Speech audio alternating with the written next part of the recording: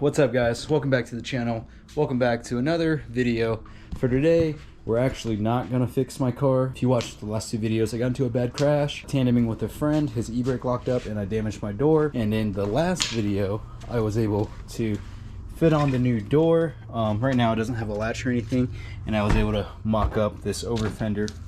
So I'm still waiting to actually get the door to fit just a little better. I just need to massage this area a little bit just to get it to close perfectly.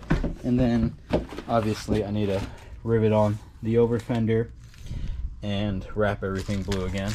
So for today's video, I'm just gonna put together a drift montage of my first year of drifting and overlay that content with me talking about things that you should know or things that you should do when considering to drift your BMW 335 or 328 E90. So let's go to the computer, put some clips together, and then get right to it. Okay guys, so we're at the computer. I threw together a whole bunch of finished content from previous videos, and I'm gonna overlay that with this audio so you're not just looking at me as I'm talking or ranting, and you get to watch some of my drifting over the past year. So you're watching this video because one, you either own an E90, E92, or E82 and you're thinking about drifting, or you're a drifter and you're looking to get into the E90, E92, E82 chassis, right? One or two ways. Basically, in my personal experience, I had the car already for 4 or 5 years. It was already single turbo, and I wanted to get into drifting, but I didn't want to spend money on another chassis. So I decided to convert my car that made good power into a drifting car. Basically, all I did with little to no knowledge about drifting at all, I went to drifthq.com, not plugging them whatsoever, but that's what I did. I went there, I bought subframe bushings, diff bushings, I bought a hydro kit, I bought a cheap angle kit, at the time it was cheap, and bucket seats, steering wheel, as you see, right? And I just decided to, hey, I'm gonna go full on drifting. In my experience, I wish I started drifting without an angle kit, just to kind of learn how to control the car more and not be spoiled by angle from the get-go. Looking back at it, I probably recommend just upgrading your cooling system, do some bushings, weld the diff, and go drive. Go get seat time. That's the biggest thing that any drifter can recommend, right? Is to just go drive and see how you do, if you even like it, or whatever the case may be. Now, with that being said, I did get a cheap angle kit at the time. I think it was 900 bucks, made by CNC 71. The price now has gone up, and I definitely don't recommend the kit just because it has too many issues with bending tie rods, and the geometry of it was kind of weird and wanky. So I ended up getting a refund. Shout out to Duarte from Drift HQ. He definitely hooked it up on that. Didn't need to, but he's a good guy, so he gave me a refund. And then I ended up getting a $400 knuckle adapter from Unicorn Racing Designs.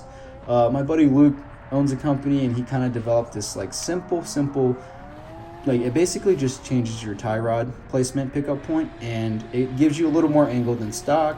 You don't have to run huge fenders or anything like that. And it was amazing. Like, I wish I started on that first instead of doing like big angle then small angle.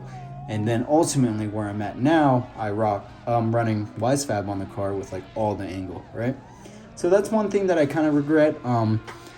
Keep in mind when you're building your drift car, like, you know, money on parts or money on tires, because tires and drifting is expensive overall. And that's just one thing to keep in mind, right? Do you want more seat time, develop as a driver, or do you want gangster parts and then like struggle to get seat time and buy tires? Anyways.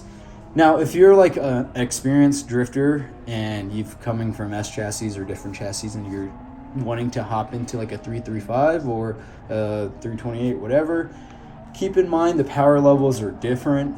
Obviously, a 335 twin turbo from the factory, it's really easy to make power, and the biggest fear, the biggest discussion is like, oh, they're unreliable and it's just a headache. Well, do your digging, do your research.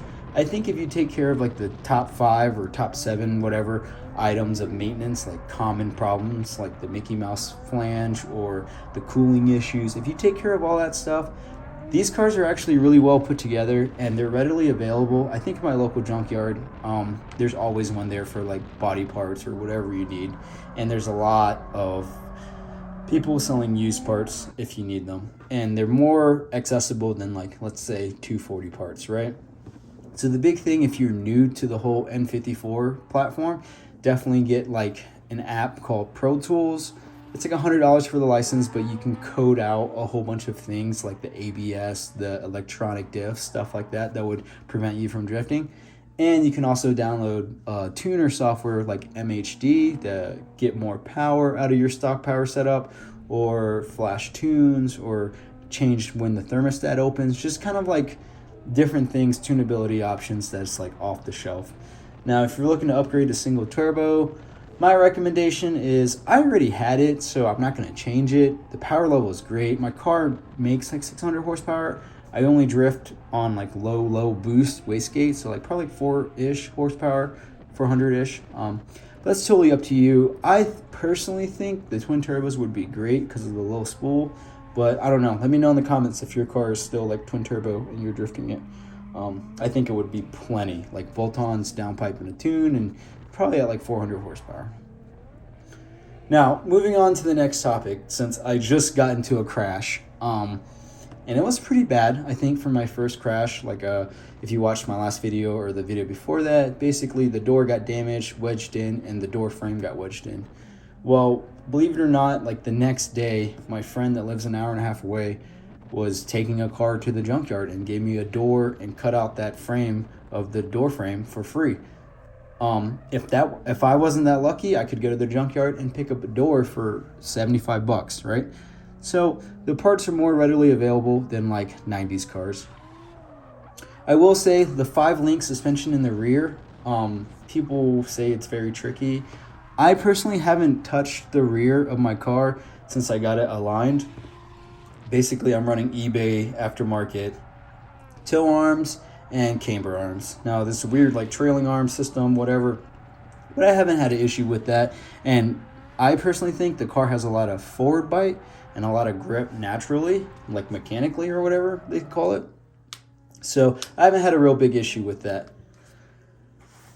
Now, as far as the cooling issue, I will say upgrading to a CSF radiator and upgrading your oil cooler. So basically 2008 and up models came with a factory oil cooler that's pretty small. You can get an aftermarket one, and that has helped out with temps and everything like that. These cars do a weird little limp mode or whatever, but it's based off of your coolant level. So if it's like 243 degrees Fahrenheit, then it'll kind of trigger a limp mode. So these cars naturally run hot. I think the 08 and up models, like the middle temp gauge is at 250. So they naturally run hot. When I'm drifting my car, I think max oil temps I see, or usually when I shut it down and take a break, is around like 230, 240, which seems extremely high. But like I said, some of these cars run 250 operating temp. But this is the end of the montage that I got for you guys. Check out this third gear ripper. Fucking love that. I'd rarely ever ask, but if you guys don't mind, just hit that subscribe button. We are like so close to getting monetized, and I think I just want to get monetized for the fact to say like, hey, I did it. I'll probably receive like a $2 check a month from YouTube. But anyways, I appreciate you guys. I hope some of this information is good, and yeah, do what you want with it. Have fun. Peace out.